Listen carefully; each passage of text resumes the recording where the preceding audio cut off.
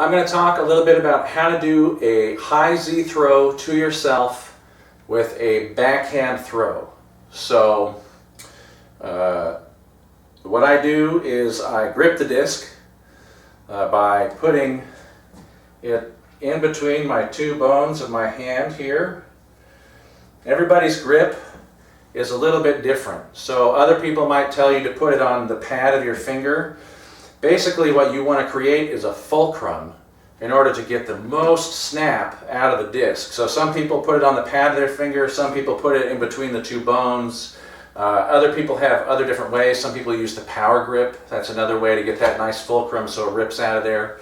That's up to you what you want to do. You'll find your own way.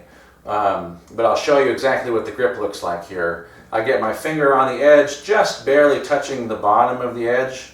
And I get the disc in between here, and I put my fingers like this, and my thumb's on top, and I'm pressing, I'm putting some pressure down there so that I get a nice solid contact with the rim in this portion of my hand.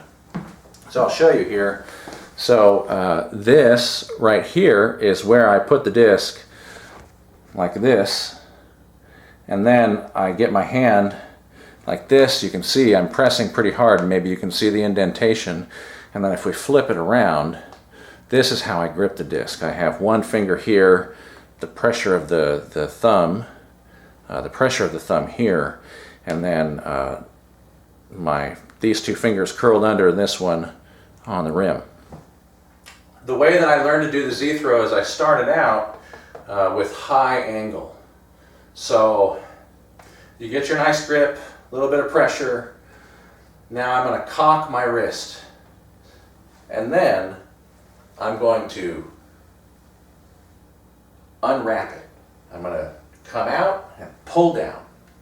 So it's out, down, almost like snapping a towel. So just get used to this motion. And what you want is for your arm to become more and more fluid. You can see, even just adding a little bit of spin, my elbow comes out a little bit more, like this, and that's giving me more fluidity. You want this nice fluid motion, so you wrap it up and snap it down. And the harder you snap it, the more spin it's going to have. Okay, so I get that grip, pressing down like this. And you can see when it hooks into your hand too much, it goes backwards. That's actually a good sign. That's just now, if you've gotten it going backwards, you're getting the snap right. It's just figuring out how to let it come off of your hand.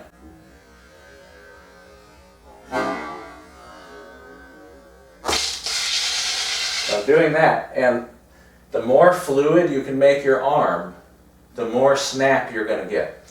So I learned by throwing this heavy spin. I'll show you from this angle again.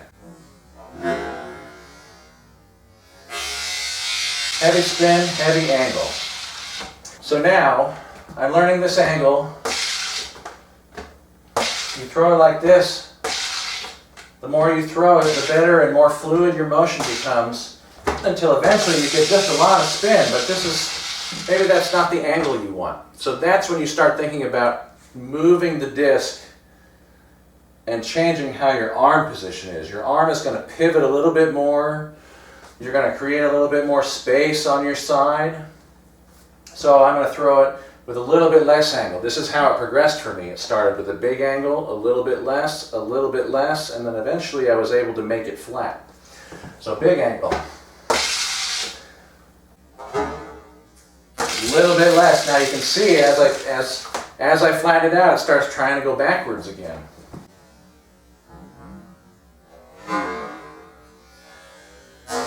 So there, I have it out in front of me a little bit more. So then I'm going to come up here, and you can see my elbow's going to tuck in, and that's really what's going to allow me to really get this thing to go. So it's this same motion here. Once you've got that nice and mastered, then you tuck your elbow in and you continue the same motion. Now watch what happens.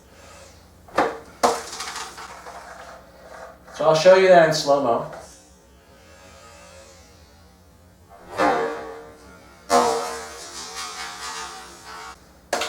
So, snap it in.